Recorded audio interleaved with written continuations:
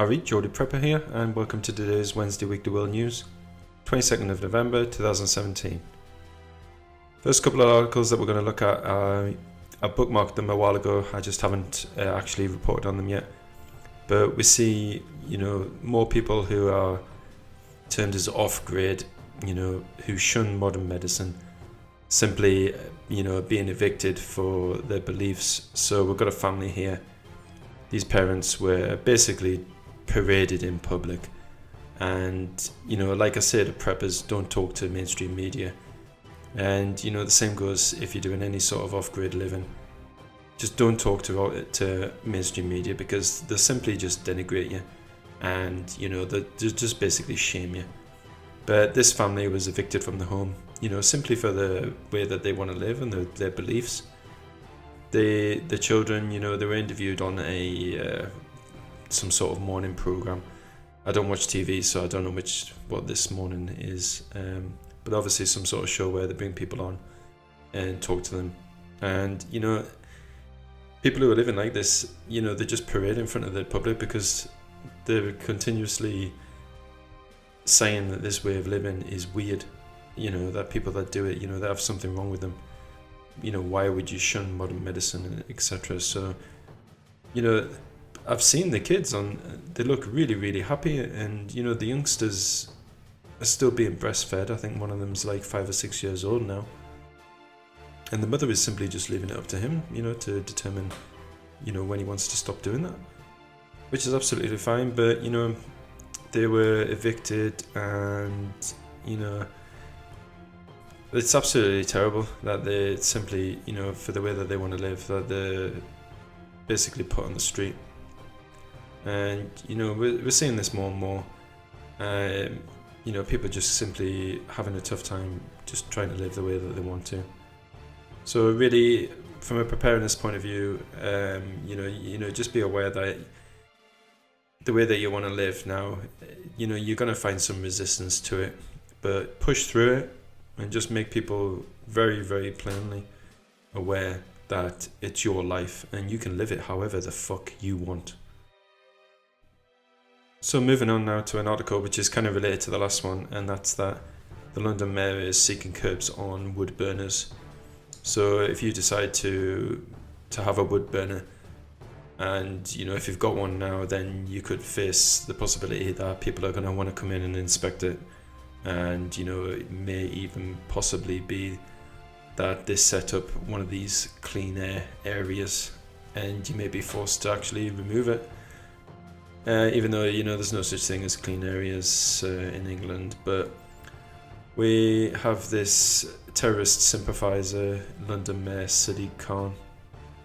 This invader is saying that he wants to put curbs on wood burning appliances in the most polluted areas of London. So this terrorist sympathiser is basically saying that you've got no choice. You're either going to be connected to the grid, and you're going to be burdened with high bills for gas and electricity, and they're simply not going to let you burn things in these stoves. And they're becoming more and more popular. These things, there's nothing wrong with burning wood at all, as long as the appliance is installed correctly, as long as it's maintained, the creosote that's built up in the flue and up the actual chimney itself, as long as that's cleared regularly, as long as you've got good ventilation, carbon monoxide alarm, then these should burn very, very cleanly, and there should be absolutely no problems at all. And as long as there's nothing in the wood itself which could, when burned, cause a problem. And that's the thing, people burn these wood burners, but you've got people that are in the back gardens and they're burning all sorts of rubbish. Things that actually do give off a huge amount of pollution, such as plastics and things like that, or wood that's been painted, and all the various chemicals that are in paint then obviously burn off with the wood. So yeah, this terrorist sympathiser and promoter of terrorism in a civilized society is basically just wanting to put curbs and, basically just encroach on people's lives, is what it boils down to. Just more control, basically saying, it's our way or the highway. So we have another article here, which it's obviously just to cause division in relation to the Remainers and the Leavers about Great Britain exiting from Europe. And MPs are voting that animals cannot feel pain or emotions, and they're putting it into the Brexit bill. So this is about not recognising European laws which recognise sentience of animals, and obviously recognises the fact that they do feel pain, they do feel emotions, because if you look at any animal that's been subjected to to ill treatment, it obviously affects them. I mean, we're animals ourselves. To think that any other animal doesn't feel pain and emotion just because we do is extremely arrogant and ignorant of us. And they're saying that MPs have voted to reject the inclusion of animal sentience, the admission that animals feel emotion and pain, into the EU withdrawal bill. The move has obviously been criticised by animal rights activists who say the vote undermines environment. Secretaries Michael Gove's pledged to prioritise animal rights during Brexit. A lot of the animal rights laws across the entire world actually come from Nazi Germany and from Hitler, who wanted Germany to recognise the rights of animals. He was a real big animal lover, and so these have been adopted throughout the world, and it just simply is right that animals be protected and recognised for their sentience and for their emotions. I mean, we've adopted animals into our lives. People keep dogs and cats. If a dog and a cat was completely emotionless and not aware of its own existence, then there's no way that would be an appealing thing to bring into our lives. So I mean, this is more obviously to do with Brexit. This is going to, people want to be up in arms and saying we have to remain in Europe simply so that the rights of animals are protected. It seems that it's just being used to create more division between these, people who probably say that yes, they don't feel any pain or emotions, and other people saying that yes, that they do. So more division and, conquering strategy that is employed time and time again. RT's reporting on another big cryptocurrency heist. The hackers have robbed the wallet in the 19th largest cryptocurrency, Tether, and the company behind the dollar-pegged cryptocurrency blamed action by external attackers. It just seems at this time that cryptocurrency is basically being targeted. The more popular it gets, the bigger the market share that it gets, and the different types of cryptocurrency that are coming out. It just seems that there's more and more hacks or alleged hacks, and there's just more people taking advantage of it and manipulating it.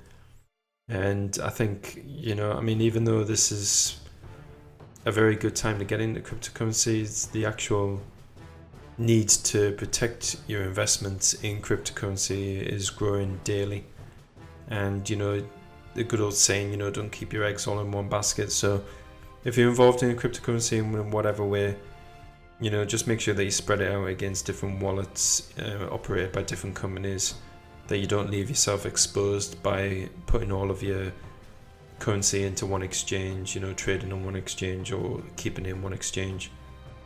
Make sure that you've got different wallets, that you've got offline cold storage, and just protect your investment. I mean, it is an investment. Cryptocurrency has value because people are giving it value. So, like any other investment, just protect it. But what I'd recommend, make sure that whilst you still can, that you use cryptocurrency to get physical at things like gold and silver and property even. Exchange it to fiat and buy, things that have physical value. Because ultimately, the physical assets have the greatest historical longevity and they keep their value a lot longer. So again, just be careful and obviously take sensible precautions when you're dealing with this, because it's mostly online. that you're dealing with cryptocurrency. So just take some basic, sensible measures when you're doing any sort of dealings online, and this should limit your exposure to problems with cryptocurrencies, including things like, exchanges shutting down, wallets being stolen. And lastly, we've got an article from the Express which is saying that military veterans could have special ID cards as part of new monitoring plans. I don't really like the language that they're using here, monitoring. I mean, what is there about the armed forces veterans that they need to monitor? I mean, it's obviously when people come back from tours of duty and things, they can be physically injured, they can be mentally injured. So I mean, are they worried that people are going to be, mentally disturbed or cause some sort of problem somewhere? I mean, I don't get it. These people who served in the military, they're obviously patriots, they want to serve their nation, and yet when they come back to their country after serving, they're basically just forgotten about. They're saying here, that this dude has asked ministers what they thought about plans to ask people if they'd served in the military as part of the next census. I mean, what could be so important about knowing that information?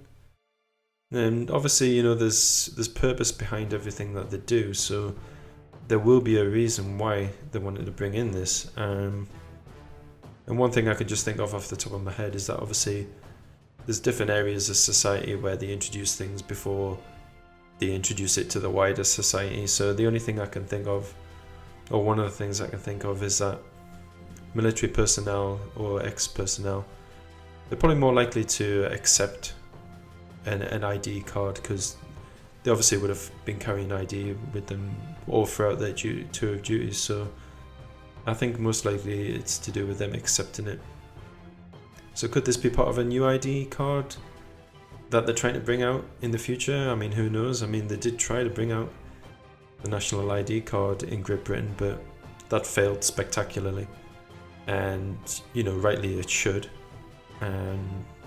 But they're not done with trying to monitor us all.